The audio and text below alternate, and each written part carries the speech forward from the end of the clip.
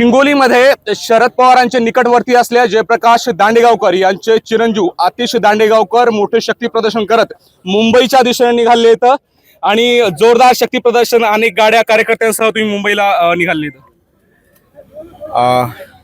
हे काही शक्ती प्रदर्शन नाही, हा मागील साहेबांच्या पाठीमागे असलेला 40 वर्षांचा विश्वास आहे आणि या सर्व कार्यकर्त्यांच्या भावना जेव्हा जाणून घेतल्या त्यावेळी असं लक्षात आलं की एका नवीन दिशेचा मार्ग आपल्याला पत्करावा लागेल, आपल्याला त्या दिशेने जावं लागेल।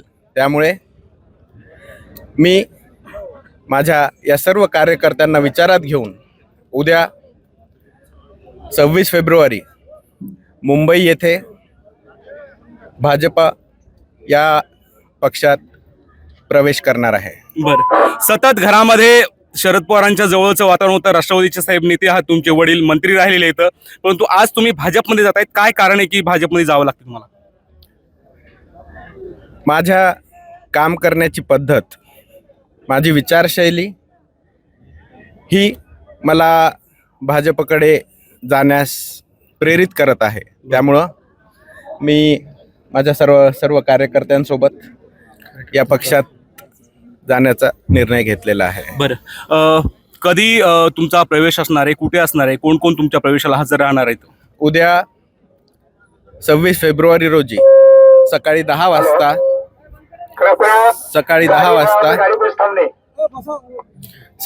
वाजता कोकण भवन CBD बेलापूर मुंबई येथे भारतीय जनता पार्टीचे प्रदेशाध्यक्ष आदरणीय रवींद्रजी चव्हाण साहेब यांच्या प्रमुख उपस्थितीत हा पक्षप्रवेश सोहळा होणार आहे। बरं, किती कार्यकर्ते घेऊन चाललेत? भरपूर गाड्यांचा ताफा दिसतोय, म्हणजे जोरदार पद्धतीनं सगळं। 350 गाड्यांची जवळपास नोंद झालेली आहे आणि विना नोंदीच्या जवळपास 40-50 गाड्या जे स्वतः येणार आहेत, तसे 400 गाड्यांचा ताफा आता थोड्याच वेळात आम्ही मुंबईच्या दिशेने निघणार आहोत।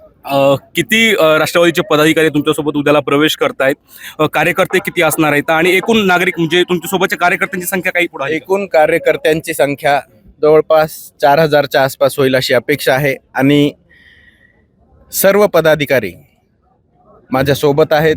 आजी माजी नगरसेवक, पंचायत समितीचे सदस्य, जिल्हा परिषदचे माजी सदस्य, सरपंच, पक्षाचे पदाधिकारी, अशा प्रकारचे सर्व प्रकारचे कार्यकर्ते आमच्या सोबत या प्रवेशात सहभागी आहेत। बरं, तुम्ही प्रवेश करतोय, परंतु जयप्रकाश दांडेगावकर एक मराठवाड्यातलं खूप मोठं नाव आहे, महाविकास आघाडीचे नेते आहेत, ते राष्ट्रवादीचे नेते आहेत, त्यांचं काय ठरलंय? घरामध्ये काय बोलणं झालेलं आहे? साहेब सोबत येणार आहे तुमच्या? काय आत्ताच तुम्ही बघितलं असेल,